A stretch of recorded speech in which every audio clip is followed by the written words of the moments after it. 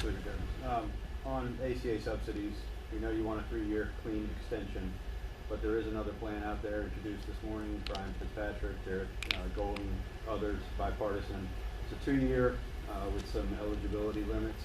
Is that something that you could support? And secondly, Mr. Fitzpatrick says he's got a discharge petition he's ready to unveil on that bill. Would you sign that discharge petition if yours remains at 212? There's one discharge petition that I'm committed to at the moment, and that's the 3-year extension of the Affordable Care Act tax credits, which currently has 214 members of Congress on it. So all we need are 4 Republicans to join us. I haven't had an opportunity to review the legislation being put forth by Representative Fitzpatrick and Representative Golden. Of course, I'll take a look at it to see if there's anything meaningful there as it relates to a path to getting something done. But many of my Republican colleagues talk a lot, but they don't produce anything. And we saw this consistently during the One Big Ugly Bill debate. These very same Republicans, in many instances, were the ones who were saying under no circumstances were they going to cut Medicaid.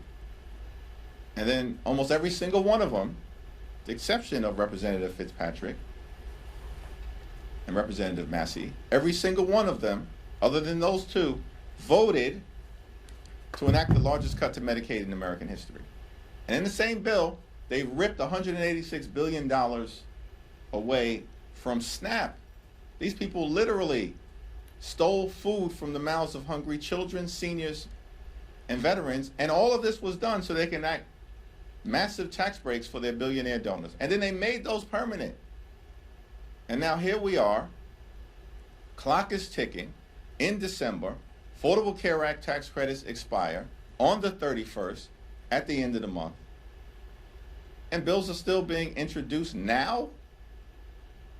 Listen, the most meaningful path forward, clearly, is for just a handful of Republicans to join us in the House, and for just a handful of Senate Republicans to vote in the next day or so on the bill that will be on the Senate floor that will extend the Affordable Care Act tax credit, so that tens of millions of people, including in dozens of Republican-controlled states, don't have their health care snatched away from them because it becomes unaffordable.